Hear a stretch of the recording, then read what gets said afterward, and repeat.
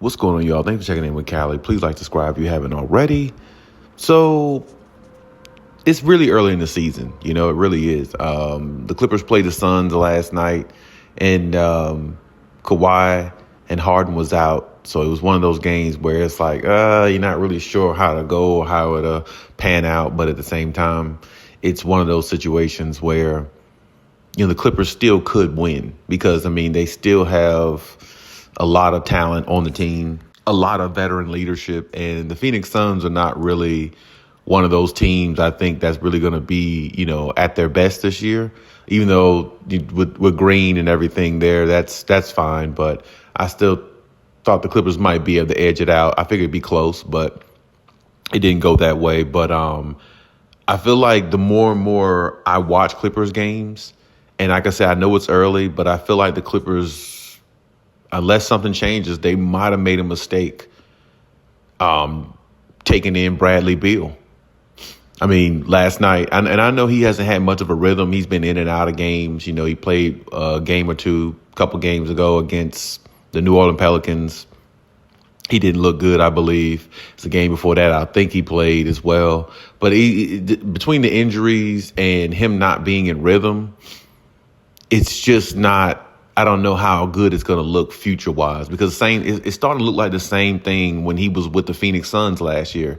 And, as much as he played, he never really got a rhythm to me. He looked okay at times, but he never really was that third guy they needed to really get over the hump.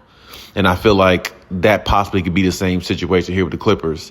Last night he goes 2 for 14, horrible shooting night against his old team, whereas I thought maybe he would try to, come out there and, find his footing in a game like that. And it just makes you wonder, like, we go out, you go out and get Bradley Beal and all these other pieces and stuff, but it makes you wonder they should have just found a way to keep Norman Powell instead of Bradley Beal. Bradley Beal is a better overall player career-wise because he's done, he's scored more points in his career, and he was more of a two-way player. He's been a starter and in his career and things like that. But other than that, I think he's made an all-star game too as well. But other than that,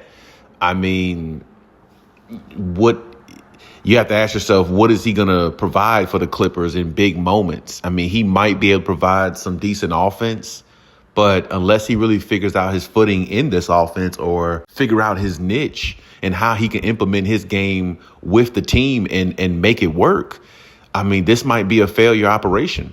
And if Bradley Beal doesn't work, if that situation doesn't work out, the Clippers are screwed, because in the playoffs, you need that third guy. You do. And it showed last year against the Nuggets, where they didn't have a consistent third guy. It kind of swayed the momentum of that series. It really did. Whereas the Nuggets, they have, Jamal Murray and, Jokic, of course, but their third guy, to me, always has been Aaron Gordon. You can maybe make the case between him and MPJ, which now he's not there anymore. He's on the Brooklyn Nets, but still, I always thought it was Aaron Gordon. And see, that's what I'm saying. Like in the playoffs, you got to have that third guy when games count the most. Even in big games, in regular season games, when you're playing the better teams, that third guy is important, because if Kawhi or Harden is not having the best of games, sometimes that third guy is like the spark that can get them going. And then sometime, of course, superstars will find themselves at some point and start, scoring more points. And then sometime that third guy ignites the whole team. People off the bench, players off the bench start playing well and, contributing. Sometimes it just goes like that. So that's why I said that third guy is super important. And in this case, it has to be Bradley Beal, because that's what he's there for. He can still give you about 17 to 20 points a game, I guess, when he's right. I've seen some games last year on the stat sheet when he was with the Suns. He gave him about 17, 18. And a lot of those games they won.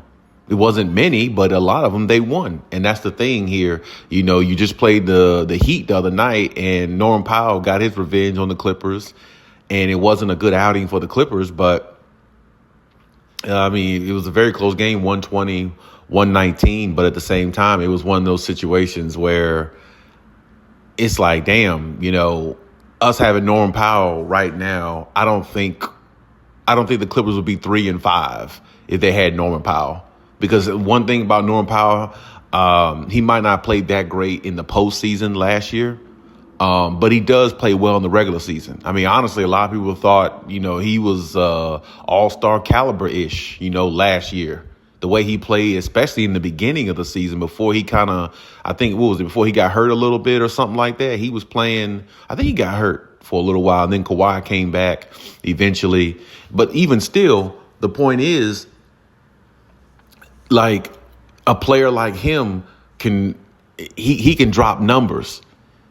He can't do a whole lot else. He's a pretty decent defender too. I mean, he's always been a decent defender as well. But I mean, he can put up points. He can put up 20, 25 points a game consecutively, consistently. And that's something that I think a lot of fans I don't know if they're hoping that out of Bradley Beal.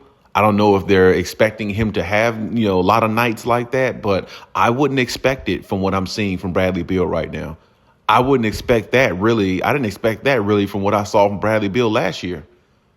I mean, think about it. With him added to the Phoenix Suns, which was Kevin Durant and Devin Booker, along with himself, and they didn't even make the play-in tournament. They didn't even make the playoffs. I mean, with that big three right there, you couldn't even make the playoffs.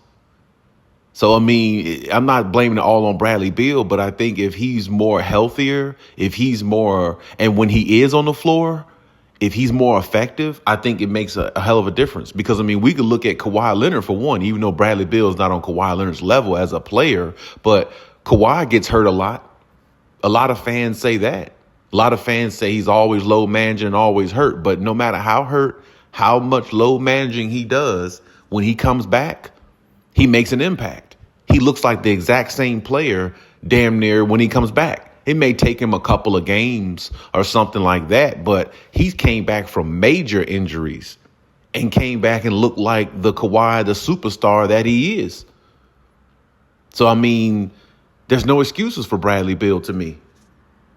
He's played enough basketball. It's not like he was out a whole season or something like that, out 20-something games with an injury like Kawhi has been or something like that. If you're out 20-something, 30-something games, okay, cool. Maybe you got to catch a rhythm, about 3 to 5 games somewhere in there. You catch a little rhythm. But, I mean, Bradley Beal, he played last year some. He played last year, and he came into training camp and everything this year.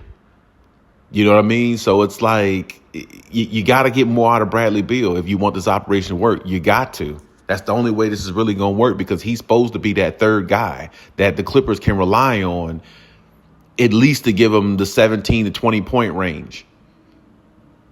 And if we can't get that out of him, then it was a waste. It was a bust, because you had somebody, Norman Powell, who can give you that every single night and who played at an all-star level status last year during the regular season when Kawhi wasn't around. Him and James Harden were putting up numbers, or at least Norman Powell was, and James Harden was backing him up. So, I mean, hopefully this isn't a lost situation, a lost cause for the Clippers. But if I don't see no improvement out of Bradley Beal, I mean, the Clippers might have to think about dealing him at the trade deadline. I mean, seriously, because, I mean, if you're not going to have that third guy that's reliable, it's super hard to win.